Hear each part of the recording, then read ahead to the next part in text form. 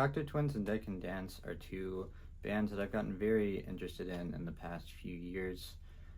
I had never really heard of them much in the past when I was younger, and I had been exposed to them in more recent years, and kind of just really fell in love with both of their discographies.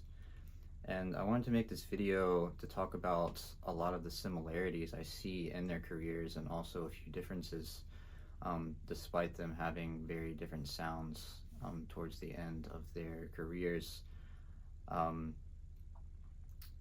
But they were both around the same time, and and the Cocteau Twins were from Scotland, Dead Can Dance were from Australia, and the Cocteau Twins and Dead Can Dance were both on the 4AD level record label that was known for its having a lot of alternative music, I guess, a lot of dark wave and post-punk and experimental music to an extent as well. And they were both around the same time. Cocteau Twins started making albums a little bit earlier than Dead Can Dance, but I mostly kind of want to talk about their discographies and how I feel like they're very similar in certain ways. And I start out with both of their debut albums here. Cocteau Twins being Garlands and Dead Can Dance being their self-titled. It was really interesting because they were both just like straight up kind of post-punk goth albums, and just going from the kind of like the Joy Division kind of feel from back in the day. Well, not too back in the day at that time because it was just a few years before that, but so they would both start with these very just pretty cookie cutter goth albums, still very great albums if you really like post-punk and just goth stuff. Definitely check these out if you haven't. But it was really on both of their second albums that you started seeing their future sound that they would develop into start to come into their music. And with Cocteau Twins' second album, they still had that very post-punk sound, but they started implementing more of that ethereal feel and that ethereal pop sound that they would have later down the line. And then with Dead Can Dance's second album, Spleen and Ideal, they started implementing more of their neoclassical sounds, which is what they would be known for later down the line.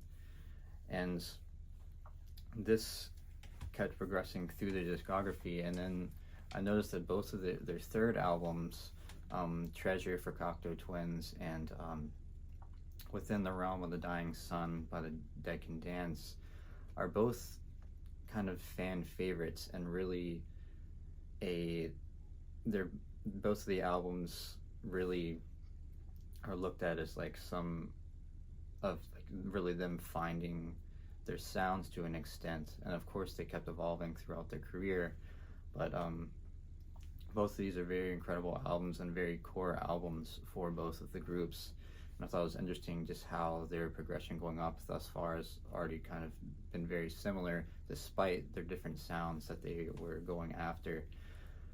But and this would continue through the next few albums as well, and it wouldn't be until a little bit later in their careers.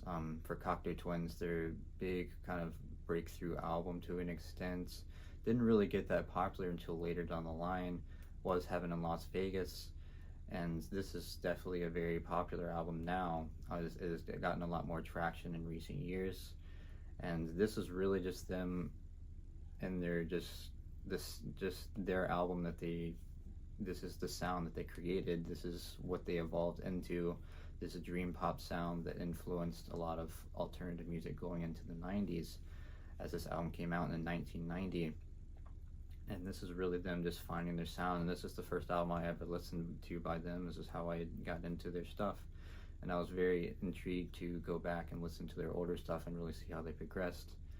And the same can be said with Dead Can Dance with their album Into the Labyrinth, which came out in 1993, where they really had evolved into, they still had their neoclassical sounds, but were starting to implement a lot of the world music, which is where their future albums would go as well. And Into the Labyrinth was actually a very successful album itself. Interestingly, one of the most successful albums on the 4AD label at the time, and I think maybe of all time on that label, interestingly. And it just had a few hit songs on it that I wouldn't say were like big hits, but they were just like, I guess they were just accessible to lots of different people around the world, and were intrigued by the music, them making world music. And these were kind of just, I look at both of those albums as kind of just the peaks of both of their careers to an extent. Cocteau Twins would go on to make 2 more albums, and they would end up leaving 4AD, the 4AD record label, and that would mark the end of their career through, unfortunately, through relationship issues between Robin Guthrie and Elizabeth Fraser. And that's another thing that was another similar thing, is that Dead Can Dance also had that relationship issues between the members Brennan Perry and Lisa Gerrard. And but Brennan Perry and Lisa Gerrard actually had were in a relationship with each other through the kind of the core 80s albums until they got to Aeon in 1990, which was the first album post their breakup. But they were able to just continue to make music together and still make music together to this day, as they've released 2 albums in the modern era. They did have a breakup at the end of the 90s, but they have since made music, 1 album in 2012 and 1 in 2018, I believe. And I thought that was really interesting. It just feels like a mature thing to me, I guess, to an extent. Them being able to just have that romantic feelings and then have them fall off and know that it's not going to work, but still be able to work together and be creative together. But I guess another similarity I should have mentioned earlier, I guess, would be that both vocalists were both, there's a very prominent female vocalist on each one, though Cocteau Twins was just Elizabeth Fraser's vocals. Dead Can Dance would be both Brennan Perry and Lisa Gerrard, but Lisa Gerrard's vocals were always the ones that really bring me in the most. I really enjoy them. They're very unique and interesting, and that is the same with Elizabeth Fraser of Cocteau Twins. They just have very distinct and unique vocal styles, and you just know it's them when they come on. And it's another interesting thing to point out with the vocals is Cocteau Twins, people, it's kind of like a meme now to not understand what the Cocteau Twins are saying and their lyrics, and they never really released their lyrics, and nobody really knows exactly what they're saying. And it's been known that they've kind of created somewhat of their own language to an extent, and it's the same case with Lisa Gerrard of Dead Can Dance. She's been known to sing in her own language that she said she had created herself, and that is just very interesting to me as well. And it really brings to the table just like a lot of the people just saying like, oh, why would you listen to music if you can't understand the lyrics? And I don't go by that at all. The music can all be just about atmosphere. I mean, yes, lyrics have merit and have just substance to them when you can understand what they're talking about, but when it comes to really good music, I mean, sometimes it's just about the atmosphere. And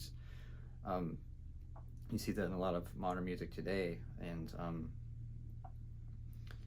yeah, that's just like, those are the main, I just kind of wanted to go over just like those are the main similarities. I just thought it was interesting just because they did have very different sounds later in their careers, but they both did have the similar upbringing through their just progression through the years, and both creating their own sounds. that being dream pop and neoclassical darkwave. But I don't really have too much else to say in this video, honestly. I wanted to jump in here real quick just because I forgot about it while I was actually making the video and just thought about it now while I was going to start editing it. Another big difference I wanted to mention was that the EPs that released by both of the bands, Dead Can Dance only really released one EP back right before they released their first full-length album, but Cocteau Twins went on to make like 10 EPs throughout their career, and a lot of them coming out in the 80s and stuff. So that was another big thing where they differed a lot within their discography. If you're looking to get into either one of these bands, I would say, I mean, I think you could start with their main albums, like I said, Heaven in Las Vegas for Cocteau Twins, and Into the Labyrinth for Dead Can Dance. But I could also just say start from the beginning and just really listen to that progression going up. And these are just two really incredible bands, and really have made a big impact on me and made a big impact on music in general. And this is what I look for. Why I'm so intrigued by them is just this is what I look for in music. I love when artists evolve into something like both of these artists did. They kept experimenting with sounds, and that is how the only way that music is going to progress into the future. And if you haven't checked either one of these bands out, please definitely do. They're both very incredible. It actually took me a while to get into Cocteau Twins and Dead Can Dance, if I'm being pretty honest. I listened to Heaven in Las Vegas like years in the past, and then it didn't really click with me then, and then I came back to it and I really fell in love with it. And Dead Can Dance was just like kind of a slow burn for me. Like I really wasn't feeling it that much at first because I was mostly just like the more traditional like post-punk darkwave stuff. But then it like really clicked with me, and then now I just absolutely love it. It's some of my favorite music I've ever heard, and I get comfort from both of those artists now. But I think that's all I really have to say in this video. I just kind of wanted to go over those similarities and the few differences that they have as well. And yeah, so just let me know what you think about both of these artists, and if you like listening to them, if you were trying to get into them, are intrigued by them. And yeah, I guess that's all I really have to say. So I'll end this video out how I always do. If you could please support my friends here on the side, if you are able to, and I will have the links down in the description as always. And thank you for watching, and we'll see you guys next time.